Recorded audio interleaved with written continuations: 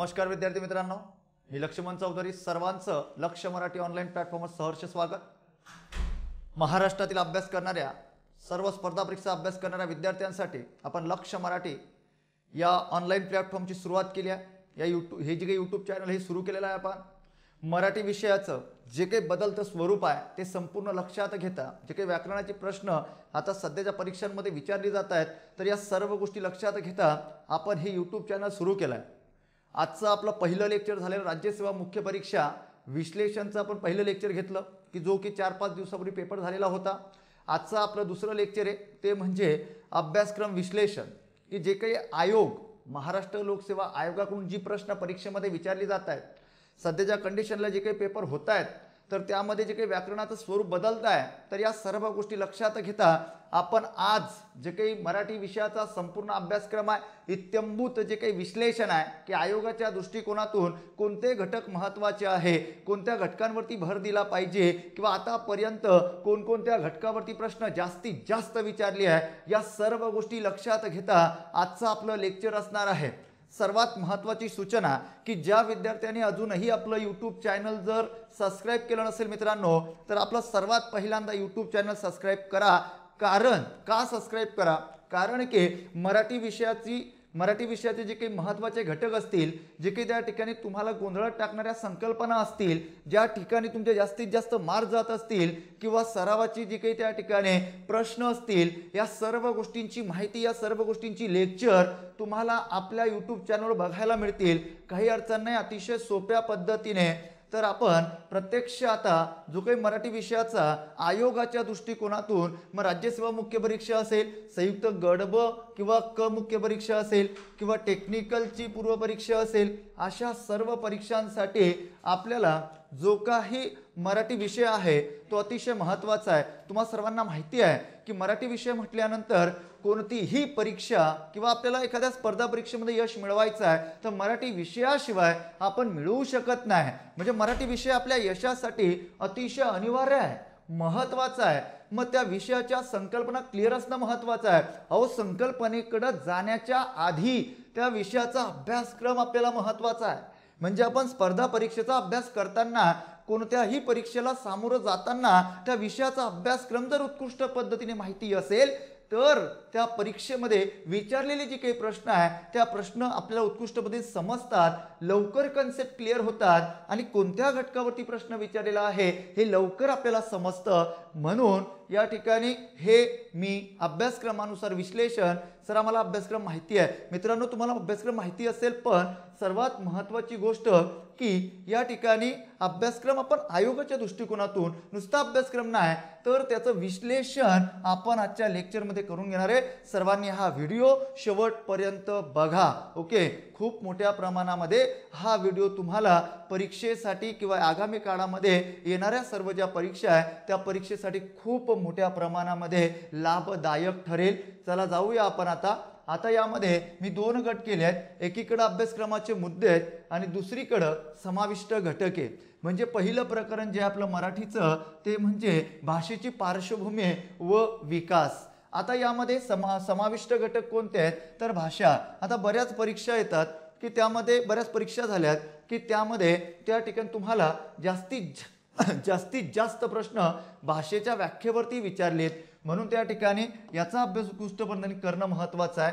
याला त्या ठिकाणी तुम्ही आयोगाच्या दृष्टिकोनातून भाषेचं महत्त्व यावरती काही प्रश्न विचारला गेलेला नाही, व्याकरणाच्या व्याख्येवरती प्रश्न विचारलेला आहे. म्हणजे व्याकरणाची व्याप्ती कशा पद्धतीने वाढत गेली म्हणजे हा मुद्दा सुद्धा आयोगाच्या दृष्टिकोनातून महत्त्वाचा आहे. त्यानंतर भाषा व व्याकरण सहसंबंध एवढं त्या ठिकाणी यावरती सुद्धा एवढी प्रश्न आतापर्यंत विचारलेली नाहीत. त्यानंतर पुढचा महत्त्वाचा मुद्दा आहे की लिपीचे प्रकार व विकास. आता राज्यसेवा मुख्य परीक्षेला 2 वेळेस प्रश्न विचारला गेला लिपीच्या प्रकारांवरती. कारण की एक प्रश्न असा विचारलेला होता की लिपींची जननी म्हणून कोणत्या लिपीला ओळखलं जातं हा एक प्रश्न विचारलेला होता. म्हणजे तुम्हाला हा घटक उत्कृष्ट पद्धतीने अभ्यासणं महत्त्वाचं असणार आहे. म्हणून हे पहिलं प्रकरण होतं.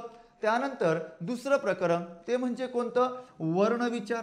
आता वर्णविचार म्हटल्यानंतर तुम्हाला माहिती असणं गरजेचं आहे की जे काही आपलं मराठी व्याकरण आहे ना मित्रांनो तर या मराठी व्याकरणाचा जे मराठी व्याकरण आहे आपलं मराठी व्याकरण असेल किंवा शब्दसंग्रह असेल ओके तर या सर्व गोष्टींचा पाया म्हणून हे प्रकरण अतिशय महत्त्वाचं आहे, कारण की या प्रकरणावरती बऱ्याच संकल्पना अवलंबून आहे. मग यामध्ये समाविष्ट घटक कोणते आहेत, तर वर्णमाला, अक्षरमाला, बाराखडी यावरती एक प्रश्न असतो. म्हणून उत्कृष्ट पद्धतीने कन्सेप्ट क्लिअर करायच्या. त्यानंतर पुढं वर्ण आहे, अक्षर आहे, ध्वनी, मूलध्वनी, शब्द, वाक्य, स्वन, स्वर्णीम, स्वनांतर, विलोमपद या सर्व गोष्टी, या संकल्पना क्लिअर झाल्या पाहिजे, कारण की यावरती आयोग 100% प्रश्न विचारतं.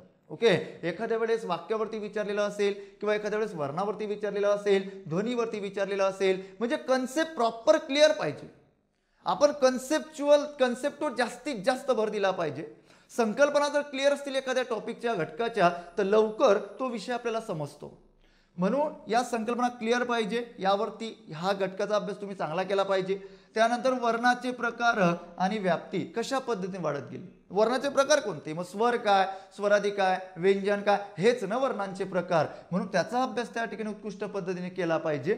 वर्णांची उच्चार स्थाने यावरती सुद्धा परीक्षेमध्ये प्रश्न विचारला जातो. आताच राज्यसेवा मुख्य परीक्षेचा पेपर झाला 4-5 दिवसापूर्वी, त्यावरती सुद्धा प्रश्न विचारलेला होता. वर्णांच्या उच्चार स्थानावरती, दंत तालव्यावरती प्रश्न विचारलेला होता. म्हणजे मी तुम्हाला जे सांगतोय, आतापर्यंत तुम्ही अभ्यासक्रम वाचला असेल, तुम्हाला माहिती असेल, पण आयोगाच्या दृष्टिकोनातून किंवा ज्या काही परीक्षा घेतल्या जातात, तर आतापर्यंत कोणते घटक कशा पद्धतीने प्रश्न विचारले गेलेत या घटकांवरती, तर आपण आता पुढे जास्तीत जास्त लेक्चर मला त्या ठिकाणी घेता येतील, मग ती सराव प्रश्नांची असतील किंवा दुसरी महत्त्वाची गोष्ट आयोगाच्या आतापर्यंतच्या झालेल्या प्रश्नपत्रिकांचं विश्लेषण असेल, किंवा तुम्ही सुद्धा कमेंट्समध्ये सांगू शकतात की तुम्हाला कोणता घटक अवघड जातो. त्या घटकाच्या त्या संकल्पनेची लेक्चर आपण आपल्या यूट्यूब चॅनलवरती घेऊया, काही अडचण नाही. यूट्यूब चॅनल सुद्धा त्या ठिकाणी काय करा, सबस्क्राईब करा. आणि दुसरी महत्त्वाची गोष्ट, आपलं टेलिग्राम चॅनल सुद्धा आहे, लक्ष मराठी अकॅडमी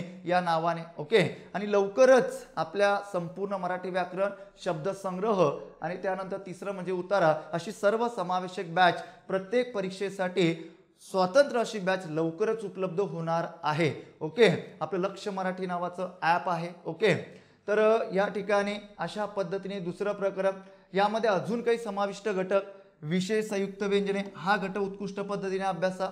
यावरती सुद्धा आयोगाने आतापर्यंत प्रश्न विचारले आहेत. आणि विशेष संयुक्त व्यंजने म्हणजे काय, कशाला म्हणतात, कोणत्या व्यंजनांना विशेष संयुक्त व्यंजने असं त्या ठिकाणी दर्जा दिलेला आहे, त्यांचा समावेश वर्णमालेमध्ये होतो का नाही होत, म्हणजे अशी विविध प्रकारची प्रश्न या घटकावरती आतापर्यंत विचारलेले आहेत मित्रांनो. आणि हा घटक अकार विल्हेनुसार मांडणे आतापर्यंत 2 वेळेस प्रश्न विचारलाय. बऱ्याच विद्यार्थ्यांना हा घटक अवघड जातो, पण हा घटक मी बॅचमध्ये अतिशय शांततेने, उत्कृष्ट चांगल्या पद्धतीने त्या ठिकाणी एक्सप्लेन केलेला आहे. 1 मार्क यातनं आपल्याला भेटतो. त्यानंतर जोड शब्दात एकूण मूल ध्वनी मोजण्याची पद्धत. आता हा घटक सुद्धा आयोगाच्या दृष्टिकोनातून खूप मोठ्या प्रमाणामध्ये बऱ्याचदा प्रश्न या घटकावरती सुद्धा विचारून झालेला आहे.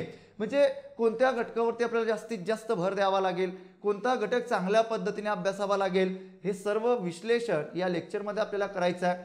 त्यानंतर जोडाक्षरे यावरती सुद्धा 1 ते 2 प्रश्न असतो. ओके, हे प्रकरण सुद्धा करायचं. मग आता समाविष्ट घटकांमध्ये जोडाक्षरांचे प्रकार, त्यानंतर जोडाक्षरे लिहिण्याची पद्धत, अनुस्वार व विसर्ग. आता अनुस्वाराचा आणि विसर्गावरती स्पेशल प्रश्न विचारले गेलेत, किंवा आतापर्यंत अनुस्वार आणि विसर्गावरती दोघांचे एकत्रित प्रश्न आता राज्यसेवा मुख्यला, संयुक्त गट ब क च्या मुख्यला यावरती प्रश्न विचारली गेलीत. म्हणजे हा घटक सुद्धा तुम्हाला चांगल्या पद्धतीने अभ्यासावा लागणार. त्यानंतर इकडं जोडाक्षराचे प्रकार कोणते, जोडाक्षर लिहिण्याची पद्धत काय, ह्या सर्व गोष्टी अतिशय उत्कृष्ट पद्धतीने अभ्यासाव्या लागतील. त्यानंतर पुढं संधी. आता हा घटक आहे ना, बऱ्याच विद्यार्थ्यांना अवघड जातो, बरोबर आहे, पण संधी हा घटक अतिशय सोपा आहे. बरेच विद्यार्थी सांगतात की सर ते नियम कळत नाही, बऱ्याच विद्यार्थ्यांचं सांगणं असतं, पण सर्वात महत्त्वाची गोष्ट काय, कन्सेप्ट क्लिअर जर असतील तर आपल्याला उत्तरं येतात, काही अडचण नाही आणि सोपा येतो. एवढं काही म्हणजे त्या ठिकाणी अवघड नाहीये. पण काही नवीन घटक मी तुम्हाला आधीच बोललो की व्याकरणाचं जे बदलतं स्वरूप आहे ते आपण लक्षात घेऊन त्या पद्धतीने आपण अभ्यास केला पाहिजे.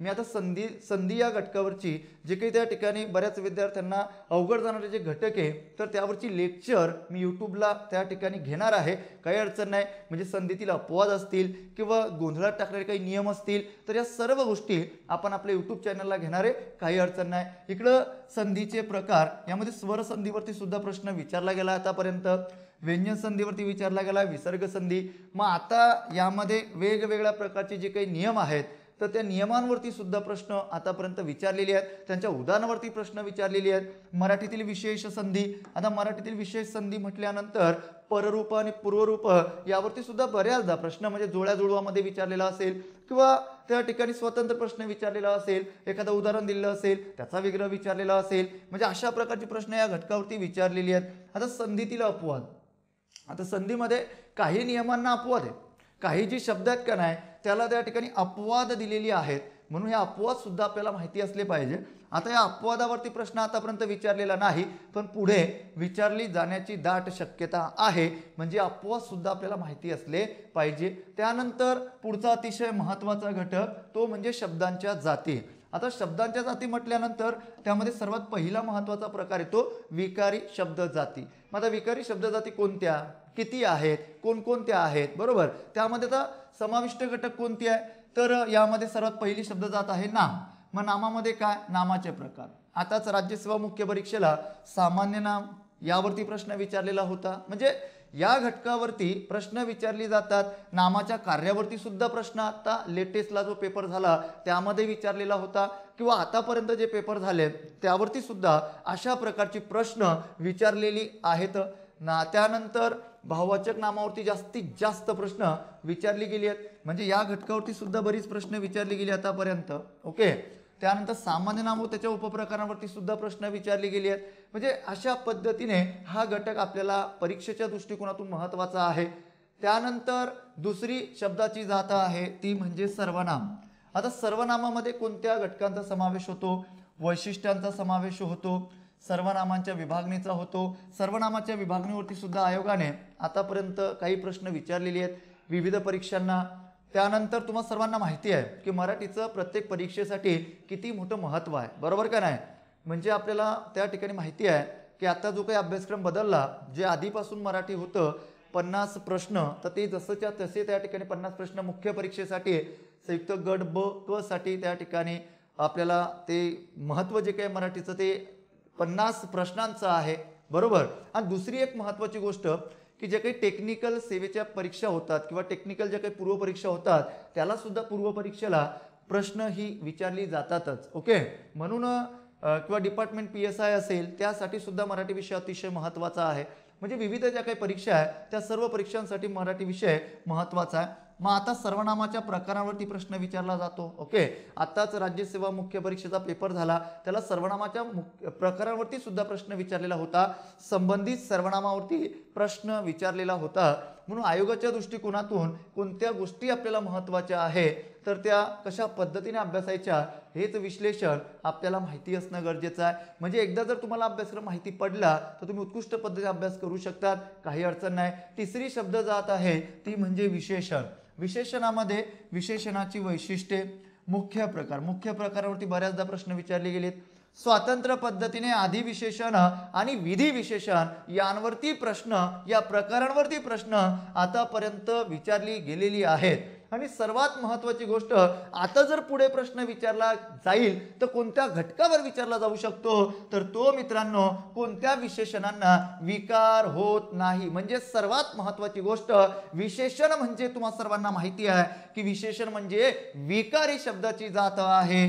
पण या ठिकाणी मी जो महत्त्वाचा मुद्दा तिथं समाविष्ट केलेला आहे की कोणत्या विशेषणांना विकार होत नाही, कारण की ज्या पद्धतीने या सर्व गोष्टी बदलत आहे त्या पद्धतीने आपल्याला बदलावं लागणार आहे. म्हणून पुढचा प्रश्न यावरती विचारला जाण्याची दाट शक्यता आहे की कोणत्या विशेषणांना विकार होत नाही. आपण त्यांना तर विकारी म्हणतो, पण अशी कोणती विशेषण आहे की त्यामध्ये विकार होत नाही. त्यानंतर पुढे अजून यामध्ये साधित विशेषणाचे प्रकार हा घटक सुद्धा बऱ्याचदा विचारून झालाय की साधित विशेषणाचे उपप्रकार कोणते आहे, त्यानंतर विशेषणाचं कार्य काय व उपयोग, त्यानंतर विशेषणाचे लिंग, वचन, विभक्ती यानुसार बदलणारं स्वरूप कसं आहे, कोणत्या विशेषणांमध्ये बदल होतो, या सर्व गोष्टी या प्रकरणामध्ये आपल्याला अभ्यासायच्या आहेत. ज्या गोष्टी मी तुम्हाला सांगितल्या त्यावरती आयोगाने आतापर्यंत बरीचशी प्रश्न विचारलेली आहेत.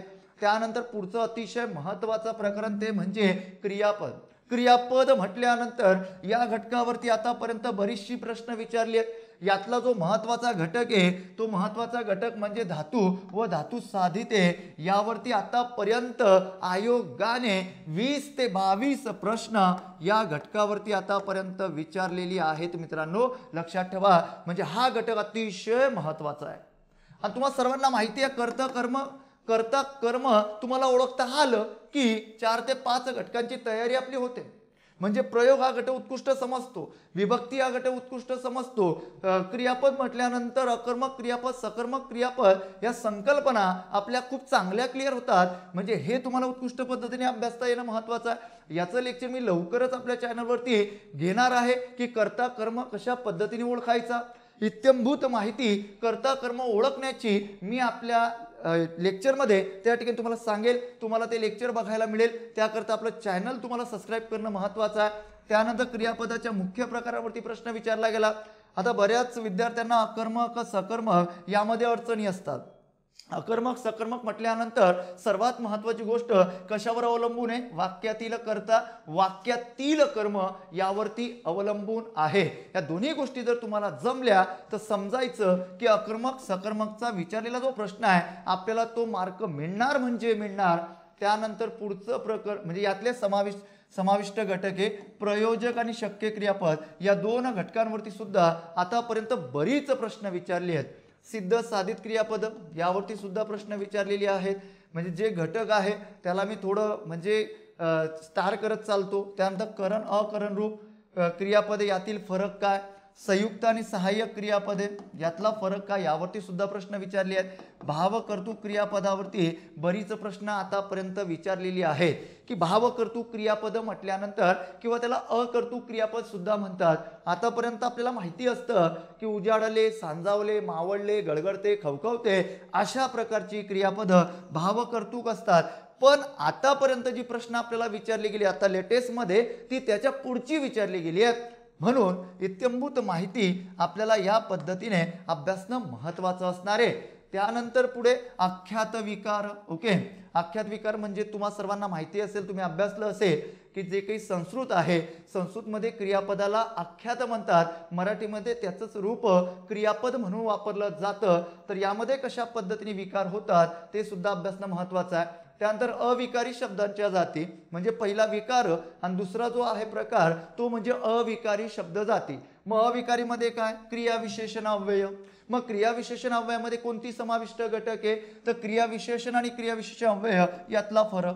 आता तुम्ही जर संयुक्त गट ब चा पेपर जर बघितला तर त्यावरती म्हणजे 2-3 वर्ष हा प्रश्न सातत्याने विचारला गेला की क्रियाविशेषण आणि क्रियाविशेषण अव्यय या दोघांमधला नेमका काय फरक आहे त्यावरती प्रश्न विचारला गेला. त्याच्या उपप्रकारांवरती प्रश्न विचारला जातो. राज्यसेवा मुख्यचा जो पेपर झाला त्याच्या अर्थमूलक नुसार जे काही प्रकार आहे स्वरूपमूलक नुसारवरती प्रश्न त्या ठिकाणी या पेपरमध्ये आत्ता विचारलेला होता लेटेस्टमध्ये. म्हणजे हे चॅप्टर सुद्धा आपल्याला महत्त्वाचं आहे.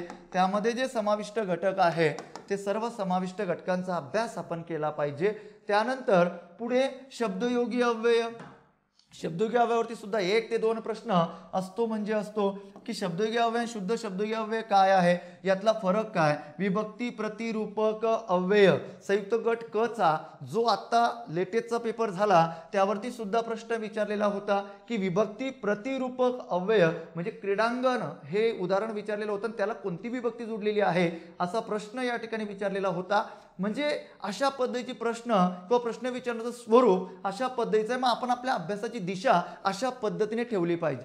कारण की मित्रांनो आपल्याला कोणताही विषय अभ्यासण्याच्या आधी आपल्याला त्याचा अभ्यासक्रम आणि त्या अभ्यासक्रमानंतर आयोग कशा पद्धतीने प्रश्न विचारताय ह्या पद्धतीने ह्या गोष्टी आपल्याला समजणं महत्त्वाचं आहे. जर या गोष्टी आपल्याला समजल्या तर उत्कृष्ट पद्धतीने त्या विषयामध्ये आपल्याला मार्क मिळवता येतात. म्हणून अभ्यासक्रम आणि त्याच्यानंतर आयोगाच्या प्रश्नपत्रिका ह्या महत्त्वाच्या गोष्टी आहे. सामान्य रूपाचा वापर. ओके, म्हणजे हे सुद्धा महत्त्वाचं आहे. ओके, अशा पद्धतीने हे सुद्धा महत्त्वाचं आहे. त्यानंतर पुढे आहे उभयान्वयी अव्यय. आता ज्या विद्यार्थ्यांना हा घटक समजला उभयान्वयी अव्यय, त्यातला अतिशय महत्त्वाचा घटक त्याची पुढच्या घटकाची तयारी होऊन जाते, जो परीक्षेच्या दृष्टिकोनातून अतिशय महत्त्वाचा आहे, तो म्हणजे वाक्यांचे प्रकार. ओके, म्हणजे हा घटक तुम्हाला उत्कृष्ट पद्धतीने समजून घ्यावा लागेल. यावरती बरीच प्रश्न 2, 3, 4 प्रश्न यावरती विचारली जातात आणि यामध्ये प्रधानत्व आणि गौणत्व स्वतंत्र पद्धतीने दोघांवरती विचारली जातात. अव्यय एकच मात्र विविध प्रकारात वापरले जाते, यातील फरक यावरती सुद्धा आतापर्यंत उदाहरणं विचारली गेली आहेत की अव्यय एकच असतं आणि ते विविध प्रकारांमध्ये वापरलं जातं. जसं म्हणून हे अव्यय असेल, बरोबर, याचा वापर इतर प्रकारांमध्ये सुद्धा केला जातो. मग या संकल्पना क्लिअर असणं महत्त्वाचं आहे आपलं. ओके, म्हणून हे या चॅप्टरमध्ये हे समाविष्ट घटक अतिशय महत्त्वाचे आहेत. त्यानंतर केवल प्रयोगी अव्यय, हे अगदी शेवटची शब्दांची जात. एकूण शब्दांच्या जाती 8 आहेत, त्यातली शेवटची केवल प्रयोगी अव्यय. आता यामध्ये केवल प्रयोगी अव्यय आहे. केवल प्रयोगी अव्यय म्हणजे काय, बरोबर, अव्ययांचे प्रकार कोणते हा घटक उत्कृष्ट पद्धतीने अभ्यासा. त्यानंतर व्यर्थ उद्गारवाची अव्यय, यावरती सुद्धा एकदा प्रश्न विचारलेला आहे आयोगाने. ओके, म्हणजे अशा पद्धतीने प्रत्येक प्रकरणाचं आपल्याला आयोगाच्या दृष्टिकोनातून कसं महत्त्व आहे किंवा आतापर्यंत कशा पद्धतीने प्रश्न विचारलेले आहे हे समजणं महत्त्वाचं आहे. त्यानंतर पुढचा महत्त्वाचा घटक आहे तो म्हणजे लिंग विचार. आता नामानंतर लगेच हा घटक आपण अभ्यासला पाहिजे, पण शब्दांच्या जाती एकचदा परिपूर्ण शब्दांच्या जाती त्या ठिकाणी मी सांगितल्या, बरोबर, त्यामुळे त्या शब्दांच्या जाती तिकडे मी परिपूर्ण शब्दांच्या जाती सांगितल्या. आपल्याला नामानंतर या घटकाचा अभ्यास करावा लागतो. मग आता यावरती सुद्धा 1-2 प्रश्न विचारला जातो. या प्रकारांवरती बऱ्याचदा प्रश्न विचारलेला आहे. लिंगभेदामुळे नामाच्या रूपात होणारा बदल, कशा पद्धतीने बदल होतो हे आपल्याला माहिती असणं गरजेचं आहे. त्यानंतर वचन विचारामध्ये काय तर या ठिकाणी पुल्लिंगी स्त्रीलिंगी नामाची अनेक वचने यावरती प्रश्न विचारला जातो. कोणत्या नामाचं त्या ठिकाणी म्हणजे कशा पद्धतीने एक वचन अनेक वचन कशा पद्धतीने ओळखतात, किंवा नपुसकलिंगी नाम नपुसकलिंगी नामाचं जे काही त्या ठिकाणी वचन आहे म्हणजे नामाचं अनेक वचन कशा पद्धतीने केलं जातं, किंवा पुल्लिंगी असेल, स्त्रीलिंगी असेल, बरोबर, किंवा नपुसकलिंगी असेल, तर या सर्व नामांची वचने ओळखण्याची पद्धत कशा पद्धतीने आहे, ते एक वचन कशा पद्धतीने ओळखायचं, अनेक वचन कशा पद्धतीने ओळखायचं हे अभ्यासायचं आहे. हे घटक आपल्याला आयोगाच्या दृष्टिकोनातून महत्त्वाचे आहेत. वचनाच्या बाबतीत काही महत्त्वाच्या गोष्टी, त्याची वैशिष्ट्ये आतापर्यंत प्रश्न विचारलेला नाही पण विचारला जाऊ शकतो, लक्षात ठेवा. त्यानंतर पुढे आहे विभक्ती विचार. आता विभक्ती विचार म्हटल्यानंतर बऱ्याच विद्यार्थ्यांना त्या ठिकाणी यातील द्वितीय आणि चतुर्थी यामध्ये अडचणीचं त्या ठिकाणी भासतं किंवा बऱ्याचदा त्यावरती प्रश्न विचारलाय. मग याकरिता आपल्याला उपपद, कारकार्थ, प्रत्यय, सामान्य रूप यातला फरक काय किंवा या संकल्पना नेमक्या काय आहे ह्या क्लिअर असल्या पाहिजे. ओके, कारण की प्रत्यक्ष आता तर प्रश्न अशी विचारली गेली की प्रत्यक्ष कारकार्थावरती सुद्धा प्रश्न विचारला गेला. दुसरी महत्त्वाची गोष्ट, उपपदावरती सुद्धा प्रश्न विचारला गेला. म्हणजे यांच्या जे काही त्या ठिकाणी विभक्तीमध्ये समाविष्ट घटक आहे तर त्यांच्या स्वतंत्र घटकांवरती प्रश्न आताच्या परीक्षेमध्ये विचारले गेलेत. त्यानंतर विभक्तीचे प्रकार हाही महत्त्वाचा घटक आहे, यावरती बऱ्याचदा प्रश्न विचारला गेला. मग विभक्तीचे प्रकार कोणते, किती मानले जातात, कारक किती मानले जातात, ह्या सर्व कन्सेप्ट आपल्या क्लिअर असल्या पाहिजे. तर आपल्याला परीक्षेमध्ये या विषयामध्ये भरून मार्क मिळतात आणि या विषयामध्ये जास्तीत जास्त मार्क त्या ठिकाणी आपल्याला मिळू शकतात, काही अडचण नाही. मग आता विभक्ती कारकार्थावरून ओळखावी का प्रत्ययावरून यावरती पुढे प्रश्न विचारला जाऊ शकतो. ओके, अशा पद्धतीने विभक्ती विचार. त्यानंतर सामान्य रूप सुद्धा अतिशय महत्त्वाचा, यावरती सुद्धा प्रश्न विचारला जातो. आता समाविष्ट घटकांमध्ये प्रकारावरती प्रश्न विचारला गेलेला आहे आतापर्यंत. कोणत्या नामामध्ये म्हणजे कोणत्या शब्दामध्ये कोणत्या नामाचं सामान्य रूप होत नाही किंवा बदल होत नाही अशा पद्धतीचे प्रश्न आतापर्यंत विचारलेली आहेत. म्हणजे आपल्याला माहिती असणं गरजेचं आहे की कशा पद्धतीने प्रश्न आता तुम्हाला लक्षात येईलच जेव्हा मी आयोगाच्या प्रश्नपत्रिकांचं विश्लेषण करणार, मी पूर्ण विश्लेषण करणार. म्हणजे 2021-22 पासून तर त्या ठिकाणी पार 17, 18, 16 पर्यंतच्या सर्व प्रश्नपत्रिका, मग ते संयुक्त गट क मुख्य असेल, संयुक्त गट ब मुख्य असेल, राज्यसेवा मुख्य असेल, त्यातला शब्दसंग्रह असेल किंवा आतापर्यंत महत्त्वाचा जो शब्दसंग्रह आहे त्याची सुद्धा लेक्चर मी आपल्या यूट्यूब चॅनलला घेणार, काही अडचण नाही. हे जे काही त्या ठिकाणी लेक्चर सिरीज आहे ही आता कंटिन्यूच राहणार. त्या ठिकाणी सातत्याने आपण लेक्चर घेत राहणार। त्यानंतर पुढचा महत्त्वाचा घटक तो म्हणजे काळ।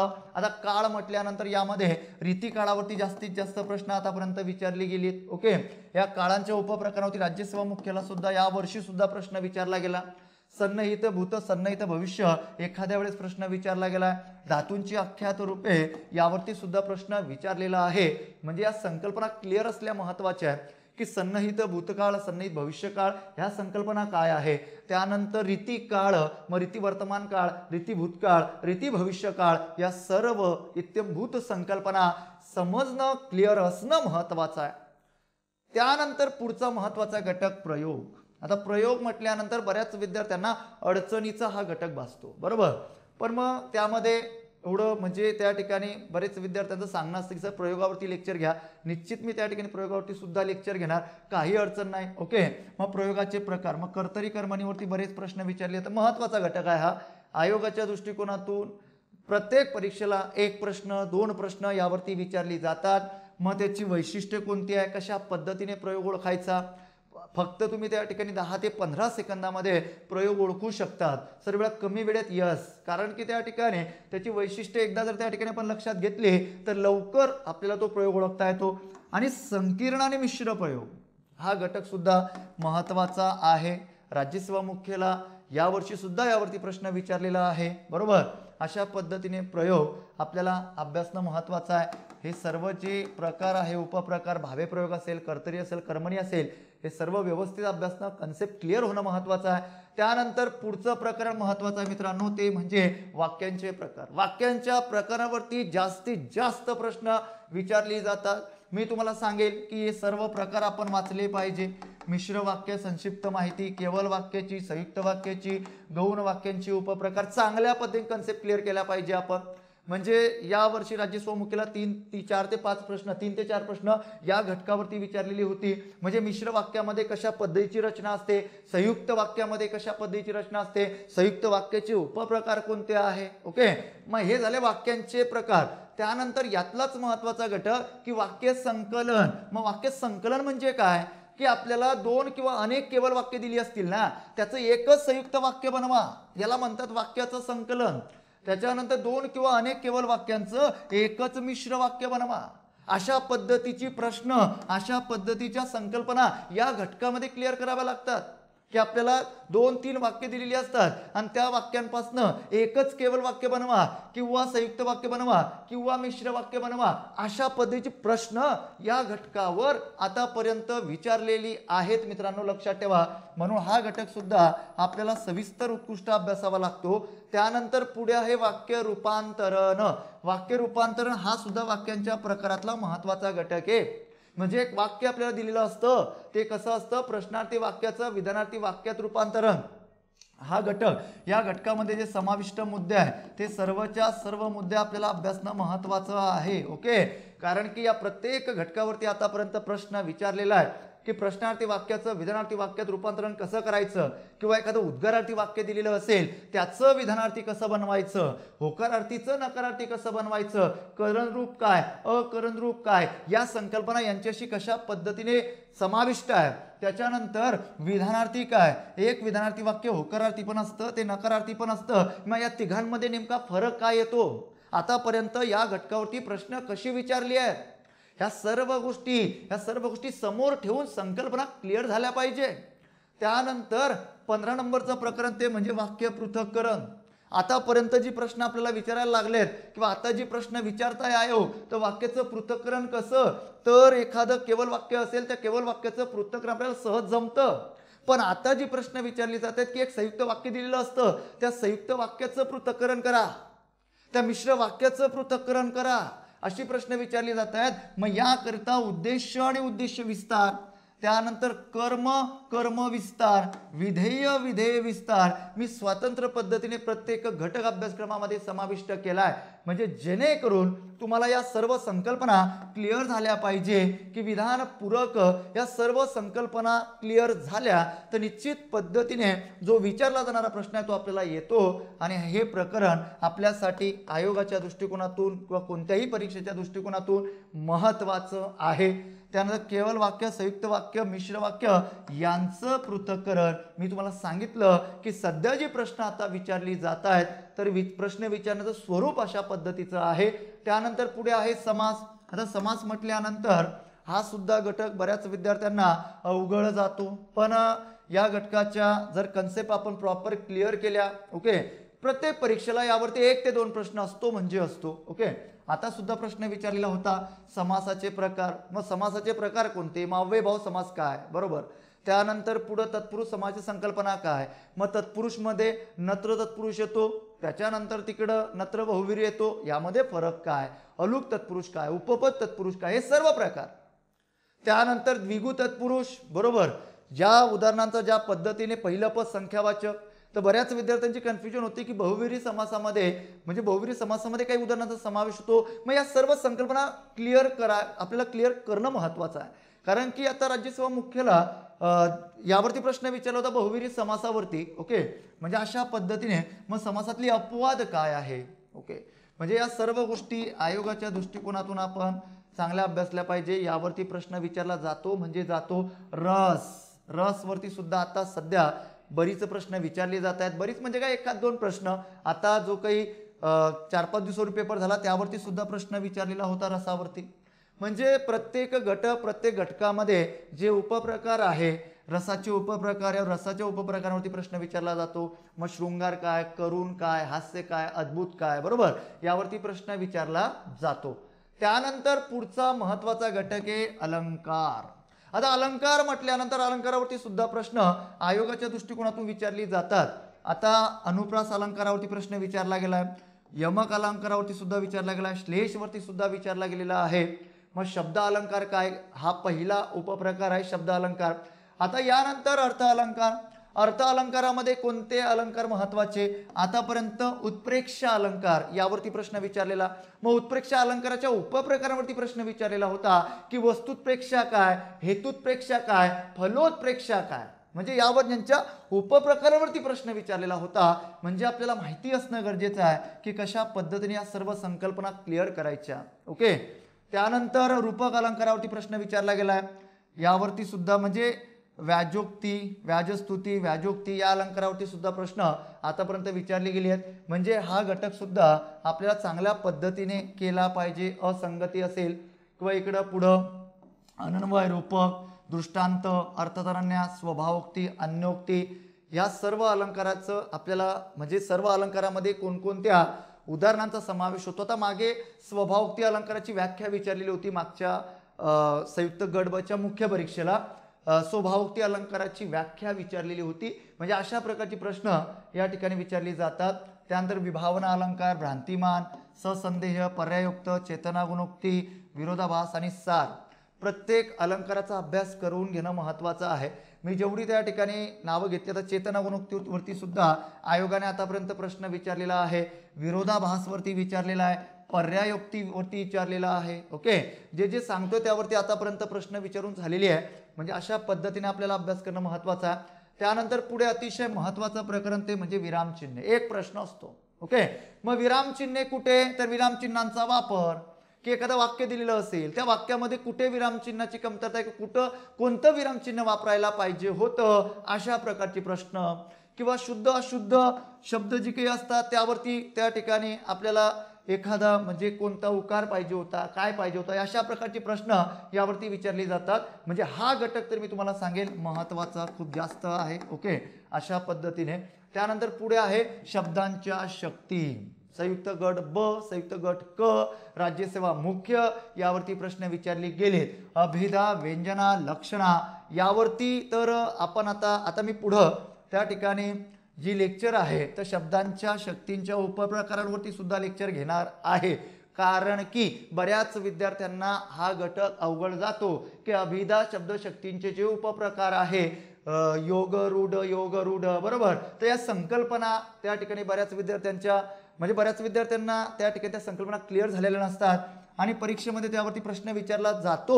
ओके, आणि तिथं मार्क जाण्याची दाट शक्यता असते. तर मी याचं सुद्धा लेक्चर आपल्या यूट्यूब चॅनलला घेणार. ओके, अशा पद्धतीने व्यंजनाचे उपप्रकार असतील, लक्षणाचे, त्यांचे प्रत्येकाचे ध्वन्वार्थ काय आहे, कशा वर्ण ते ठरतात, या सर्व गोष्टी आपण या प्रकरणामध्ये अभ्यासल्या पाहिजे. आयोगाच्या दृष्टिकोनातून हे चॅप्टर सुद्धा अतिशय महत्त्वाचं आहे.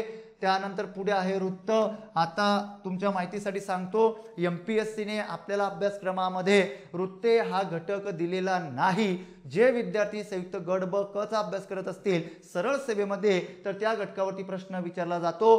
पण मित्रांनो, आता जे काही त्या ठिकाणी वृत्ते हा घटक आहे तर आपण त्या ठिकाणी फक्त संयुक्त गट ब क या परीक्षेचाच आपण त्या ठिकाणी फॉर्म भरत असणार असं नाही. तर आपण ज्या काही येणाऱ्या आगामी काळामध्ये सर्व परीक्षा आहे त्या सर्व परीक्षांसाठी आपण त्या ठिकाणी अप्लाय करणारे, फॉर्म भरणारे. म्हणून मी माझ्या बॅचमध्ये वृत्ते हा घटक सुद्धा अतिशय सविस्तर उत्कृष्ट पद्धतीने सोप्या भाषेत त्या ठिकाणी सांगितलेला आहे. गद्य आणि पद्य यातला फरक काय, गणलेखन काय असतं, वृत्ताचे प्रकार कोणते आहे, कशा पद्धतीने ते ओळखायचं, या सर्व गोष्टी.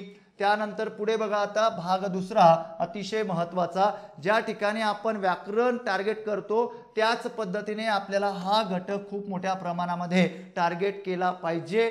सिद्ध शब्द म्हणजे शब्द सिद्धी काय आहे, जास्तीत जास्त प्रश्न 9, 10, 11 प्रश्नांचं भेटेल याला सुद्धा त्या ठिकाणी आहे. ओके, साधित शब्द काय, त्यानंतर सिद्ध शब्दांची सविस्तर मांडणी कशी आहे, मग तत्सम शब्द काय, तद्भव काय, देशी शब्द, परभाषीय शब्द, हे सर्व शब्दांचे जे काही प्रकार आहेत हे सर्वच्या सर्व शब्दांचे प्रकार मी माझ्या बॅचमध्ये गोष्टी रूपात त्या ठिकाणी घेणार आहे. काही अडचण नाही. ओके, अशा पद्धतीने आता ज्या विद्यार्थ्यांना त्या ठिकाणी बॅच अजून लॉन्च आपण केलेली नाही पण काही दिवसातच तुम्हाला लक्ष मराठी या ॲपवरती सर्व प्रकारच्या बॅचेस लवकरच उपलब्ध होतील.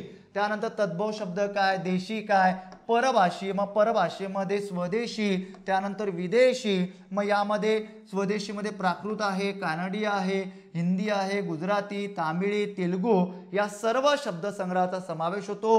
अरबी, फारसी, इंग्रजी, पोर्तुगीज, उर्दू, फ्रेंच, तुर्की, जपानी, जर्मनी यांचा समावेश होतो. त्यानंतर पुढे आहे साधित शब्द.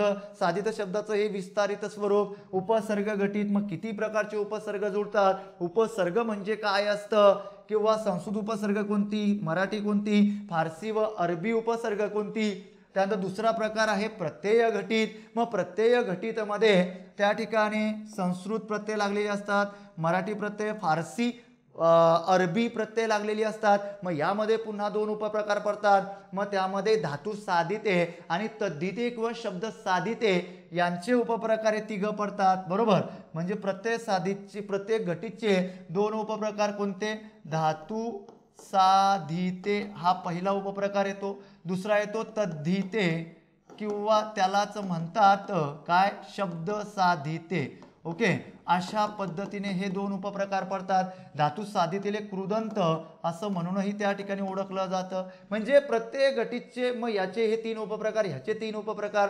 मग या सर्व संकल्पना क्लिअर असल्या पाहिजे. लक्षात ठेवा, अभ्यासत काय, अभ्यासावरती प्रत्येक परीक्षेला एक प्रश्न असतो, त्याचे उपप्रकार पूर्ण अभ्यासत, अंश अभ्यासत, अनुकरण वाचक कशा पद्धतीने लक्षात ठेवायची. सामासिक शब्दांवरती सुद्धा आतापर्यंत प्रश्न विचारलाय. म्हणजे शब्द सिद्धी हे अतिशय उत्कृष्ट पद्धतीने आपण काय केलं पाहिजे, अभ्यासलं पाहिजे. या प्रकरणाचा अभ्यास आपण केला पाहिजे. त्यानंतर पुढे बघा की या व्यतिरिक्त अजून मराठीतली शब्दसंपत्ती काय आहे की त्यावरती सुद्धा प्रश्न विचारली जातात. या सर्व घटकांना सोडून आपल्याला चालणार नाही. यावरती सुद्धा प्रश्न आतापर्यंत बरीचशी विचारली गेली आहेत. शुद्ध शब्द काय, अशुद्ध शब्द काय, शब्द समूहाबद्दल एक शब्द, अलंकारिक शब्द, म्हणी व त्यांचे अर्थ. आता आपण पेपर बघितला राज्यसेवा मुख्यचा तर म्हणींवरती खूप जास्त प्रश्न विचारले गेलेत. समानार्थी शब्दांवरती कंपल्सरी प्रश्न असतो. विरुद्धार्थी शब्दांवरती प्रश्न विचारला जाऊ शकतो. साहित्यविषयक माहिती यावरती काही त्या ठिकाणी एवढी प्रश्न आतापर्यंत विचारली गेलेली नाही आहेत. ओके, समूहदर्शक शब्द, जोड शब्दावरती प्रश्न विचारली गेलेली आहेत. वाक प्रचार हा घटक सुद्धा अतिशय महत्वाचा आहे. ध्वनिदर्शक शब्द, बरोबर, सारखा उच्चार व सारखे लेखन असणारे शब्द यावरती सुद्धा प्रश्न विचारली जातात. अशा पद्धतीने जे जे घटक सांगतोय ते अतिशय महत्त्वाचे आहेत. अशा पद्धतीने पहिला भाग होता व्याकरणाचा. दुसरा भाग जो आहे तो आहे शब्द संपत्ती किंवा शब्दसिद्धी किंवा शब्द संग्रह. आणि तिसरा जो महत्त्वाचा भाग आहे आता तो म्हणजे उतारा, की यावरती भाग 3 मध्ये नेहमी आपल्याला 5 प्रश्न ठरलेले आहेत. 50 प्रश्न असतील तर 50 पैकी त्या ठिकाणी 5 प्रश्न उतार्यांवरती ठरलेले आहे. उतार्यांवरती 5 प्रश्न नेहमीच विचारले जातात. ओके, एक उतारा दिलेला असतो, प्रश्न त्या ठिकाणी सोडवायला सांगितलेली असतात आणि उतारा कसा सोडवायचा, बरोबर, उतारावर सोडवण्याची पद्धत कशी आहे, कीवर्ड्स कशा पद्धतीने शोधायचे, कारण की आपल्याला वेळ कमी असतो आणि त्या कमी वेळेमध्ये उतारा कशा पद्धतीने त्या ठिकाणी सोडवला पाहिजे, या सर्व गोष्टी मी माझ्या बॅचमध्ये काही उतारे घेतली आहेत. त्या उतारांमध्ये कशा पद्धतीने उतारे सोडवली जातात किंवा कशा पद्धतीने सोडवायची, या सर्व गोष्टी म्हणजे उतारा कसा सोडवावा याचं स्वतंत्र पद्धतीचं बॅचमध्ये एक लेक्चर त्या ठिकाणी मी काय करणार आहे, घेणार आहे. सॉरी, त्या ठिकाणी बॅच लॉन्च नाही झाली, पण त्या ठिकाणी एक लेक्चर मी त्यामध्ये घेणार आहे आणि त्याच्यानंतर मग उतारे सोडवून घेणार, काही अडचण नाही. अशा पद्धतीने मराठी विषयाचा जो सर्वसमावेशक अभ्यासक्रम होता तो सर्वसमावेशक अभ्यासक्रम अशा पद्धतीने आयोगाच्या दृष्टिकोनातून कशा पद्धतीने या सर्व गोष्टी लक्षात घेतल्या पाहिजे, कोणकोणते घटक महत्त्वाचे आहेत, बरोबर, मग व्याकरण, त्याच्यानंतर शब्दसंग्रह, त्याच्यानंतर उतारा, अशा पद्धतीने सर्वसमावेशक आयोगाच्या दृष्टिकोनातून आजच्या लेक्चरमध्ये आपण अभ्यासक्रम विश्लेषित केला. तुम्हाला आपल्या लक्ष मराठी या ॲपवरती सर्व प्रकारच्या बॅचेस स्वतंत्र पद्धतीने प्रत्येक परीक्षेसाठी स्वतंत्र बॅच लवकरच उपलब्ध होणार आहे. ज्या विद्यार्थ्यांनी अजूनही आपलं टेलिग्राम चॅनल लक्ष मराठी अकॅडमी आणि दुसरं महत्त्वाचं आपलं यूट्यूब चॅनल सबस्क्राईब केलं नसेल लक्ष मराठी अकॅडमी, लवकरात लवकर सबस्क्राईब करा. नवनवीन संकल्पना, नवनवीन लेक्चर तुम्हाला या यूट्यूब चॅनलवरती बघायला मिळतील. मराठीच्या सर्व सर्व सर्व संकल्पना क्लिअर मी करणार. ओके, तुमचा कोणताही प्रश्न असेल, कोणती संकल्पना तुम्हाला समजली नसेल तर हा माझा टेलिग्राम नंबर आहे 9096755652. या नंबरला तुम्ही त्या ठिकाणी पाठवू शकता. कोणती संकल्पना असेल, काय तुम्हाला त्या ठिकाणी मराठी विषयाची काही अडचण असेल तुम्ही सांगू शकतात. सर्वांना धन्यवाद. जय हिंद, जय महाराष्ट्र.